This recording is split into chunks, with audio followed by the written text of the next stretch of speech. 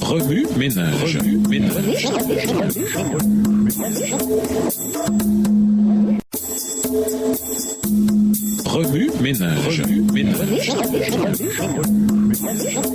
Bienvenue à votre émission Remue ménage. Nous voilà à la leçon de jeudi, s'impliquer. Comme il est étrange que nous prions si peu.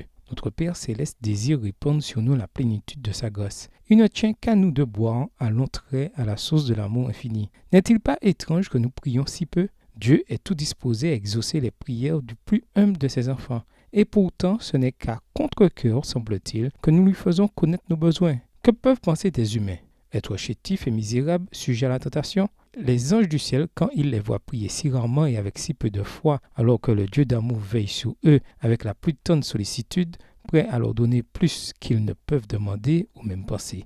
Les anges aiment à se prosterner devant Dieu et à être en sa présence. Ils considèrent la communion avec lui comme leur grande joie, tandis que les habitants de la terre, qui ont un si pressant besoin de l'assistance que Dieu peut leur accorder, semblent se plaire à marcher sans la lumière de son esprit et privés des douceurs de sa présence. Les ténèbres du mal enveloppent ceux qui négligent la prière. Les tentations insidieuses de l'ennemi les font tomber dans le péché, et tout cela parce qu'ils ne profitent pas du privilège de la prière. Comment les fils et les filles de Dieu peuvent-ils avoir de la répugnance à prier, alors que la prière est, dans la main de la foi, la clé qui ouvre les trésors du ciel où sont renfermées les ressources infinies de la toute-puissance? Sans la prière continuelle et sans une vigilance qui ne se dément jamais, nous sommes en danger de tomber dans l'indifférence et de nous éloigner du droit sentier.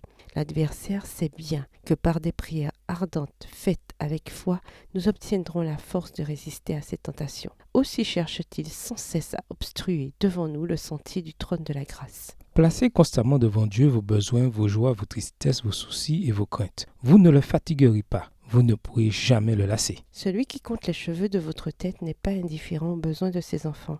Le Seigneur est plein de miséricorde et de compassion. Jacques 5, le verset 11. Son cœur est touché par nos douleurs et par le récit même que nous lui en faisons. Apportez-lui tous vos sujets de préoccupation. Rien n'est trop lourd pour celui qui soutient les mondes et dirige l'univers. Rien de ce qui touche à notre paix ne lui est indifférent.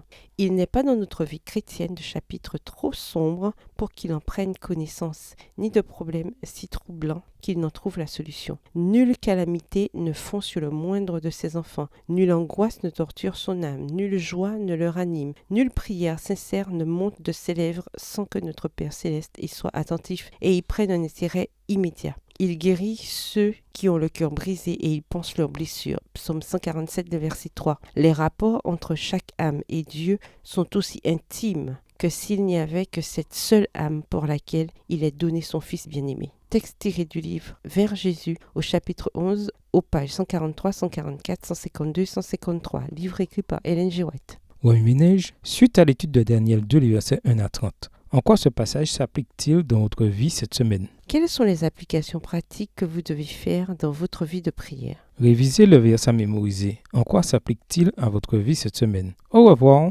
Et à demain si tu veux. Remue ménage.